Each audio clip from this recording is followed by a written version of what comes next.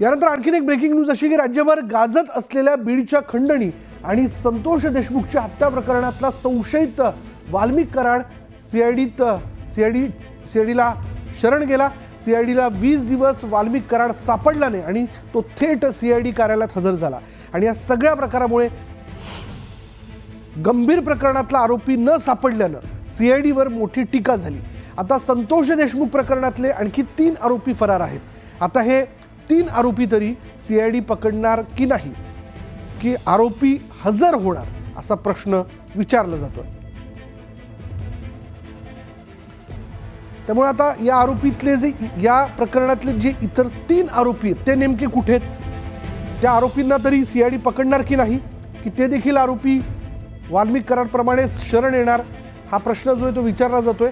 अर्थात वाल्मिक कराड हा पुण्यामध्येच होता, ही बातमी सगळ्यात पहिल्यांदा न्यूज 18 लोकमतनं दिली होती आणि शिवाय तो 24 तासात शरण येणार ही बातमी देखील न्यूज 18 लोकमतनं दिली होती आणि काल हे घडल्यानंतर त्या बातमीवरती शिक्कामोर्तब झालं। त्यामुळे आता इतर 3 आरोपी जे ते नेमके कुठे आहेत अधिक तपशील आपण जाणून घेणार आहोत। आमचे प्रतिनिधी सिद्धार्थ गोदाम आपल्या बरोबर आहेत। सिद्धार्थ, वाल्मिक कराडला आता पोलीस कोठडी झालेली आहे, त्याची चौकशी केली जाईल, पण इतर 3 आरोपी काय अपडेट मिळतंय का?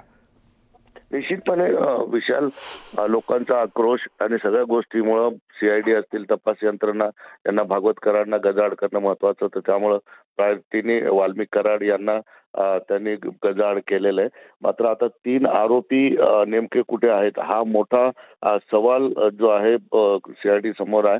आता महत्वाची गोष्ट अशी की वाल्मिक कराड हे सापडल्यामुळं हे जे 3 फरार आरोपी आहेत ते सुद्धा कदाचित आज संध्याकाळपर्यंत राज्यातील कुठल्या तरी पोलीस स्टेशनला जाऊन आत्मसमर्पण करू शकतात किंवा सीआयडी किंवा पोलीस त्यांच्यापर्यंत पोहोचू शकते। कारण वाल्मिक कराड यांना अटक झाल्यामुळं आता हे 3 जे फरार आरोपी आहेत त्यांचं मनोधैर्य खचू शकतं। कारण त्या सगळ्या गोष्टींमध्ये यांचा आका वाल्मिक कराड आहे अशा पद्धतीच्या सगळ्यांनी आरोप केला होता आणि आता वाल्मिक कराड यांच्या अटकेमुळं निश्चितपणे ज्या 3 फरार आरोपींना आता कुठं ना कुठं सरेंडर व्हावं लागेल, नाहीतर पोलीस त्यांच्यापर्यंत पोहोचतील। मात्र वाल्मिक कराड यांच्या आत्मसमर्पणामुळे कुठंतरी तपास यंत्रणांबद्दल जो रोष म्हणजे प्रश्नचिन्ह उपस्थित केला गेला की वाल्मिक कराड हे पुण्यातच असताना सुद्धा आणि पुण्यातच सीआयडीचं कार्यालय आहे मात्र त्यांना सुगावा लागला नाही, त्यामुळं कुठंतरी सीआयडीची थोडीशी प्रतिमा मलिन झाली होती। ती धुवून काढण्यासाठी सीआयडीकडे आता या 3 आरोपींना जाऊन पटकन पकडणं, त्यांच्या मुसक्या आवळणं क्रम प्राप्त आहे, जेणेकरून वाल्मिक कराड यांच्या प्रकरणात जी काही शंका निर्माण झाली होती ती दूर करण्याचं त्यांना आता संधी आहे। त्यामुळं सीआयडी असतील, पोलीस यंत्रणा असतील किंवा इतर सगळ्या यंत्रणा आता या 3 आरोपींच्या मागावर असतील। माझ्या मतानुसार येत्या 24 तासामध्ये हे 3 आरोपी कुठेतरी सरेंडर करतील, नाहीतर सीआयडी त्यांच्यापर्यंत पोहोचेल। धन्यवाद सिद्धार्थ या सगळ्या अपडेटबद्दल। तर या प्रकरणामध्ये आता सगळ्यांना प्रतीक्षा आहे ती म्हणजे इतर जे 3 फरार आरोपी आहेत त्यांना केव्हा पकडलं जातंय किंवा ते शरण येत आहेत का हा देखील प्रश्न जो आहे तो उपस्थित केला जातोय। न्यूज 18 लोकमत याबद्दलचं अपडेट आपल्यापर्यंत पोहोचवेलच या शंकाने। पुढे पाहूया। चला मंडळी, सुरुवात करूया आता क्षणाच्या महत्त्वाच्या बातमीने। 2 कोटींच्या खंडणी प्रकरणामध्ये वाल्मिक कराडला केज न्यायालयानं 14 दिवसांची सीआयडी कोठडी रात्री उशिरा सुनावली आणि त्यानंतर वाल्मिक कराडची मध्यरात्रीच बीड शहर पोलीस ठाण्यामध्ये सीआयडीच्या कोठडीत रवानगी करण्यात आली।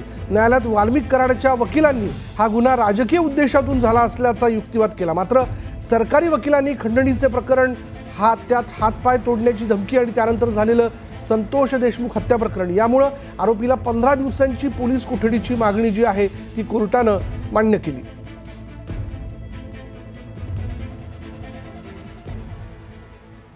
अधिक तपशील आपण जाणून घेणार आहोत। आमचे प्रतिनिधी सुरेश जाधव आता क्षणाला आपल्या बरोबर आहे। सुरेश, काय अपडेट? विशाल, 2024च्या शेवटच्या डिसेंबर महिन्यामध्ये जे संपूर्ण महाराष्ट्राला हादरवून टाकणारी घटना जी घडली होती संतोष देशमुख हत्या प्रकरण आणि त्या अगोदर घडलेलं खंडणी प्रकरणातील जे आरोपी आहेत वाल्मिक कराड यांना हे काल पुण्यामध्ये शरण आल्यानंतर त्यांना रात्री उशिरा तब्बल 12-12:30 वाजता त्या ठिकाणी न्यायालयामध्ये हजर करण्यात आलं। सुनावणी देखील खूप उशिरापर्यंत चालली आणि त्यानंतर न्यायालयानं त्यांना 15 दिवसाची पोलीस कोठडी ठोठावली। विशेष म्हणजे युक्तिवाद करत असताना जे आरोपीचे वकील आहेत गुट्टे नावाचे वकील त्यांनी देखील युक्तिवाद करत असताना हा राजकीय उद्देशातून गुन्हा दाखल करण्यात आलेला आहे। त्यामुळे आम्हाला कमीत कमी कोठडी द्यावी अशा पद्धतीने देखील मागणी करण्यात आली होती। त्याचबरोबर बेलच्या संदर्भात देखील ॲप्लिकेशन करण्यात आलं होतं। मात्र न्यायालयानं एकूण आणि जे शासकीय वकील आहेत शिंदे यांनी ज्यावेळेस युक्तिवाद मांडला त्यावेळी हे जे सगळे संपूर्ण प्रकरणाची लिंकेज सांगितल्यानंतर मात्र या प्रकरणामध्ये वाल्मिक कराड यांना 15 दिवसाची पोलीस कोठडी सुनावण्यात आली आणि त्यांची रवानगी बीड शहर पोलीस ठाण्यामध्ये जे CIDचं आता त्या ठिकाणचं ऑफिस आहे त्या ठिकाणी त्यांची रवानगी करण्यात आली। मात्र यानंतर महत्त्वाची दुसरी एक घटना पाहायला मिळाली ती म्हणजे याच प्रकरणातील जे 4 आरोपी आहेत त्या 4 आरोपींची मध्यरात्रीच दुसरीकडे त्यांना हलवण्यात आलेलं आहे। कारण या दोन्ही आरोपींच्या संदर्भामध्ये कुठलाही संवाद होऊ नये आणि त्या दृष्टिकोनातून तपास जो करत असताना वेगवेगळ्या पद्धतीने तपास करता यावा या अनुषंगाने त्यांना देखील हलवण्यात आले। मात्र विशाल जर आपण या प्रकरणामध्ये बघितलं तर आणखी 3 आरोपी फरार आहेत। जे हत्येचं प्रकरण संतोष देशमुख हे गाजत होतं त्यापैकी 3 आरोपी हे अद्याप फरार आहेत। त्यामधला सुदर्शन घुले हा जो काय मुख्य आरोपी आहे त्याच्या पकडण्याच्या दृष्टिकोनातून देखील वाल्मिक कराड यांना जी CID कोठडी आहे ती महत्त्वाची होती अशा पद्धतीने देखील रात्री सुनावणीमध्ये मांडण्यात आलं। आणि आता या प्रकरणामध्ये जर आपण बघितलं तर वाल्मिक कराड यांची कसून चौकशी केली जाणार आहे। एकंदरीतच अवादा कंपनीला ज्या पद्धतीने 2 कोटी रुपयाची खंडणी मागितली होती तर या प्रकरणाचे जे व्यवहार आहेत आर्थिक हितसंबंध आहेत त्याचबरोबर त्यांचे अकाउंट आणि त्यांची संपत्ती जप्तीच्या संदर्भात देखील CIDनं न्यायालयामध्ये पत्र दिलं होतं। त्यामुळे एकंदरीतच या संपूर्ण ज्या काही चौकशीचा फेरा आहे हा वाल्मिक कराड यांना 15 दिवस सहन करावा लागणार आहे आणि 15 दिवसामध्ये त्यांच्याकडून या प्रकरणाच्या संदर्भात काय काय इनपुट्स मिळतात हे देखील CID आता तपासणार आहे। विशाल, धन्यवाद सुरेश या सगळ्या तपशिलाबद्दल।